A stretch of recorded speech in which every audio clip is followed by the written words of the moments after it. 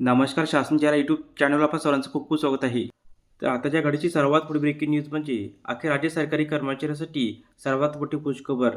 मिळणार वाढीव 2 वर्ष सेवेचा कालावधी. त्या संदर्भात एपिसोडच्या माध्यमातून संपूर्ण अपडेट सविस्तरपणे पाहूया. राज्यातील न्यायिक अधिकाऱ्यांसाठी सेवानिवृत्तीच्या वयासंदर्भात महत्त्वाची घडामोड समोर आली आहे. 5 ऑगस्ट 26 रोजी या संदर्भात महत्त्वाचा शासन निर्णय निर्गमित करण्यात आला. या निर्णयामुळे संबंधित न्यायिक अधिकाऱ्यांना मोठा दिलासा मिळण्याची शक्यता आहे. सर्वोच्च न्यायालयात सुरू असलेल्या प्रकरणाच्या पार्श्वभूमीवर न्यायिक अधिकाऱ्यांच्या सेवानिवृत्तीच्या वयाचा मुद्दा चर्चेत आहे. त्यानुसार संबंधित न्यायिक अधिकाऱ्यांना वाढीव वयापर्यंत सेवा सुरू ठेवण्यासंदर्भात निर्णय घेण्यात आला आहे. 60 वर्षांनंतरही सेवेत राहण्याची संधी.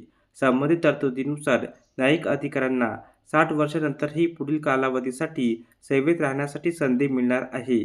ही व्यवस्था लागू करण्यासाठी शासनाने आवश्यक प्रक्रिया निश्चित केली आहे. यामुळे निवृत्तीच्या उंबरठ्यावर असलेल्या अनेक न्यायिक अधिकाऱ्यांना दिलासा मिळू शकतो. 31 मार्च 26 नंतर निवृत्त झालेल्याबाबतही महत्त्वाची तरतूद. या निर्णयातील आणखी एक महत्त्वाची बाब म्हणजे 31 मार्च 26 नंतर निवृत्त झालेल्या संबंधित न्यायिक अधिकाऱ्यांचा विचार करण्यात आला आहे. अशा कर्मचाऱ्यांना लागू अटी आणि त्यांच्या संमतीनुसार पुन्हा सेवेत घेण्याबाबत कार्यवाही करण्याची तरतूद करण्यात आली आहे.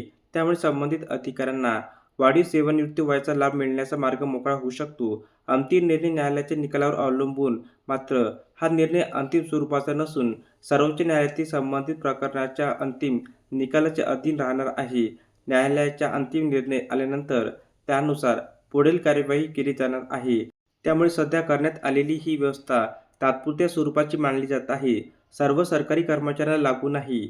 महत्त्वाची बाब म्हणजे हा निर्णय राज्यातील सर्व सरकारी कर्मचाऱ्यांची सेवानिवृत्तीचे वय 62 वर्ष करण्याचा निर्णय नाही. हा निर्णय विशेषतः न्यायिक अधिकाऱ्यांच्या सेवानिवृत्तीच्या वयाशी संबंधित आहे. त्यामुळे इतर शासकीय कर्मचारी आणि अधिकाऱ्यांनी या निर्णयाचा आपल्यालाही थेट लाभ होईल असा गैरसमज करू नये.